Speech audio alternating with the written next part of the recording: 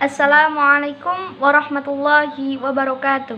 Baik, nama saya Elisa Devisari, NIM I1A220010. Di sini saya membuat video tutor untuk mengerjakan tugas dari Bang Jumah. Nah, di video kali ini saya akan membahas mengenai tahiyizul jenazah. Apa sih tahiyizul jenazah? Tahiyizul jenazah yakni merawat mayit atau orang yang telah meninggal. Nah, pada dasarnya tahiyizul jenazah itu ada 4. Yang pertama adalah memandikan, kedua mengkafani, yang ketiga mensolati, kemudian yang keempat adalah menguburkan. Adapun tata cara yang pertama yakni memandikan. Nah, dalam memandikan pasti ada syarat-syaratnya. Adapun yang pertama adalah syarat orang yang memandikan. Syarat orang yang memandikan harus muhrim ataupun sejenis. Misalkan yang meninggal laki-laki, maka yang memandikan adalah laki-laki. Dan apabila yang meninggal perempuan, maka yang memandikan perempuan ataupun bisa suami istri. Nah, yang kedua, orangnya harus amanah, yaitu dapat dipercaya. Dia tidak membeberkan kejelekan dari mayit tersebut. Adapun tempat untuk memandikan mayit tersebut itu yang pertama harus sepi, jauh dari keramaian, agar auratnya itu tidak terlihat seperti itu. Kemudian yang kedua, diberi wewangian untuk sekitarnya agar mayat tersebut tidak cepat membusuk. Karena hakikatnya mayat itu adalah bangkai ya. Nah, kemudian selanjutnya adalah praktek memandikan mayit sendiri. Sebelum mayit dimandikan, biasanya yang pertama mayit itu diwuduhkan terlebih dahulu. Mengapa sih harus wudu terlebih dahulu? Gunanya untuk membersihkan sela-sela agar tidak ketinggalan kotornya di sela-sela mayit tersebut begitu. Nah, adapun niat wudu untuk mayit tersebut yakni nawaitul wudu'a an hadzal mayyiti lillahi ta'ala. Itu untuk mayit laki-laki. Sedangkan untuk mayit perempuan, nawaitul wudu'a an hadzihil mayyitati lillahi ta'ala.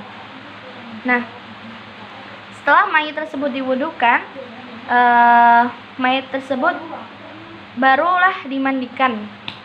Adapun niat memandikan mayit itu nawaitul ghusla an hadzal mayyiti lillahi ta'ala, itu untuk laki-laki. Sedangkan niat untuk perempuan nawaitul wudu'a an hadzihil mayyitati lillahi ta'ala.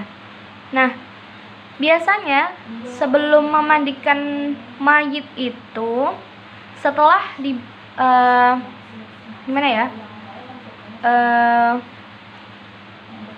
sebelum diwudu, biasanya tuh mayit diletakkan di atas meja ataupun biasanya dipangku oleh orang-orang mahramnya begitu. Misalkan 3 orang ya. Nah, orang yang pertama yang memegang kepalanya itu kan ada daerah kepala, kemudian badan dan kaki. Nah, orang yang memegang kepala yang pertama itu biasanya tangan kanannya untuk menyangga kepalanya, daerah belakang sini.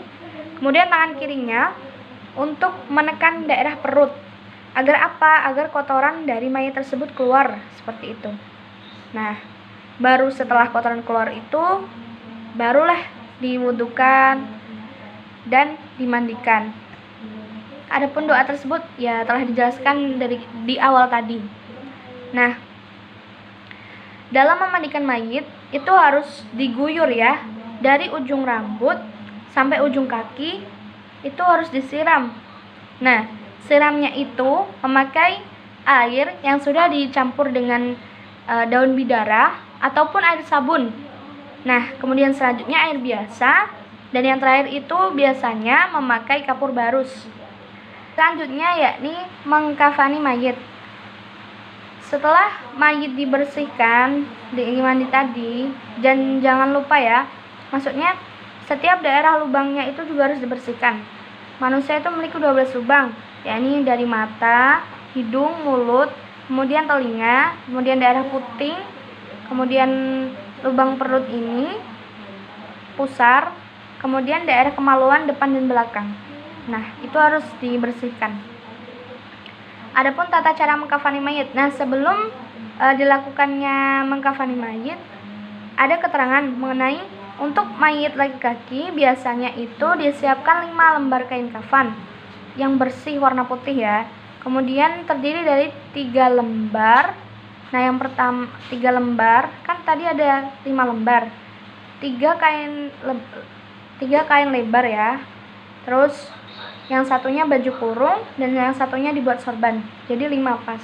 Nah, kemudian untuk mayit perempuan itu disiapkan 5 lembar kain kafan juga. Nah, terdiri dari 2 kain lebar. Nah, yang 3 itu untuk baju kurung, yang keempat untuk kerudung, yang kelima untuk sarungnya. Jadi perempuan itu ada sarungnya, perbedaannya ya. Kalau laki-laki tadi hanya baju kurung. Kalau perempuan itu ada baju kurung dan sarungnya. Kalau laki-laki tadi memakai sorban, sedangkan perempuan itu memakai kerudung. Nah, tata cara mengkafani mayat itu biasanya ditata kain lembaran tadi yang besar. Misalkan untuk perempuan biasanya yang pertama ditata terlebih dahulu kain lebarnya yang 2 itu, tumpukan 1, tumpukan 2, kemudian ditata lagi sarungnya yang bawah, kemudian ditata lagi baju kurungnya terlebih dahulu, kemudian sarungnya, baru kerudungnya. Nah, seperti itu. Jadi mayat diletakkan di atas kain kafan tersebut, dan jangan lupa untuk memberikan wewangian ya, biasanya sih parfum yang oles itu sih untuk mayat. Kemudian kapur barus jangan lupa untuk menghindari mayat cepat busuk. Nah, jangan lupa juga untuk menutupi daerah lubang sekitar mayat. Daerah lubang sekitar mayat yang tadi saya jelaskan, yakni ada 12 lubang. Ya, daerah mata, hidung, mulut, telinga, dan itulah yang saya jelaskan di awal tadi. Nah, setelah mayat diletakkan di atas, sudah ditutup semua lubangnya, sudah diberi kapur barus, barulah dimulai dari daerah kerudung, sarungnya terlebih dahulu. Sarung itu untuk perempuan, kemudian kerudungnya, baru baju kurungnya, dan baru ditutupi dengan kain besarnya dan ditali. Ya, mohon maaf, jadi tadi ada kesalahan ya. Sebelum, memang harusnya ini dipraktekkan, karena ini dijelaskan jadi agak rumit. Jadi tuh sebelum mayat dikafani itu kan harus ditutupi lubangnya, dan jangan lupa diberikan kapas di setiap sela-selanya gitu. Di setiap sela-selanya itu diberi kapas, entah itu kaki, tangan, kemudian daerah ketiak, kemudian daerah berlubang-lubang jangan lupa. Jadi tuh di sela-sela tuh dikasih kapas begitu. Nah, tata cara selanjutnya yakni mensolati mayit. Nah, mensolati mayit sendiri itu ada rukunnya. Rukunnya itu kalau dalam kitab Turas yang saya baca itu ada 7. Yang pertama pastilah niat. Nah, yang kedua berdiri bagi yang mampu. Yang ketiga adalah takbir 4 kali. Nah, yang keempat barulah membaca Fatihah. Yang kelima sholawat. Yang keenam mendoakan mayit tersebut. Kemudian baru yang ketujuh salam. Nah, adapun niat untuk mensolati mayit, yakni dengan niat usolli ala hadzal mayyiti arba'at takbirati fardu kifayati imama lillahi ta'ala jika menjadi imam, kemudian kalau menjadi makmum lillahi ta'ala. Kalau misalkan yang perempuan berarti tinggal diganti hadhil mayyitati. Selanjutnya yakni membaca Fatihah. Jadi setelah niat takbir Allahu Akbar, baca takbiratul ihram seperti biasa. Takbir yang pertama membaca Fatihah. Kemudian takbir yang kedua baru membaca sholawat. Allahumma sholli ala sayyidina Muhammad wa ala ali sayyidina Muhammad kama shallaita ala sayyidina Ibrahim wa ala ali sayyidina Ibrahim. Seperti doa tahiyat akhir. kan ada sholawatnya itu, dibaca sampai akhir, sampai Hamidum Majid. Kemudian baru takbir ketiga, yakni membaca doa Allahumma ghfir laha untuk mayat perempuan. Kalau untuk mayat laki, Allahumma ghfir lahu. Nah, kalau untuk mayat perempuan sendiri, Allahumma ghfir laha warhamha wa'afi wa'fu anha wa akrim nuzulaha. Itu untuk doa singkatnya. Kemudian takbir yang keempat, dibacakan doa lagi. Allahumma la tahrimna ajroha wa la taftinna ba'daha wa ghfir lana walaha. Kalau untuk mayat laki-laki berarti Allahumma la tahrimna ajrahu wa la taftinna ba'dahu wa ghfir lana walahu. Nah, barulah dilakukan salam. Salamnya seperti biasa ya. Assalamualaikum warahmatullahi dari kanan kemudian kiri. Assalamualaikum warahmatullahi wabarakatuh. Kalau misalkan salat biasa kan cuma assalamualaikum warahmatullahi. Jadi kalau misalkan salat mayit ini sendiri gitu kan, assalamualaikum warahmatullahi wabarakatuh. Adapun selanjutnya yakni baru menguburkan mayit. Biasanya sebelum mayit dikubur itu liang lahat sudah ada terlebih dahulu ya. Nah, ukuran liang lahat biasanya sesuai dengan postur mayit tersebut, ditambah sekitar 0,5 meter gitu. Dan lebarnya kurang lebih 1 meter. Kemudian dalamnya ya setinggi postur tubuh tersebut gitu. Kalau bisa sih kurang lebih 60 cm. Nah, adapun pelepasan jenazah sendiri, kita sebagai umat muslim ya, jadi tuh kalau sedih ya nggak boleh terlalu sedih gitu. Ada apa ya, ada adatnya tersendiri. Jadi tuh kalau misalkan mayit yang kita tangisi akan memberatkan si mayit dalam kubur seperti itu. Jadi harap mohon ya, kalau misalkan dapat bencana seperti itu ya dimohon agar bisa mengikhlaskan gitu, agar bisa ridho gitu, agar mayat tersebut tuh lancar gitu menuju ke akhiratnya. Amin amin ya rabbal alamin.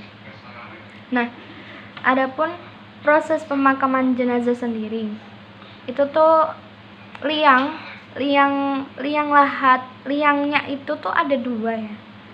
Yang pertama itu yang biasa, digaruk biasa. Yang kedua itu yang daerah sebelah sebelah barat itu digali agak dalam. Jadi tuh kayak aliran air seperti itu. Gunanya apa? Untuk menaruh mayit di situ gitu.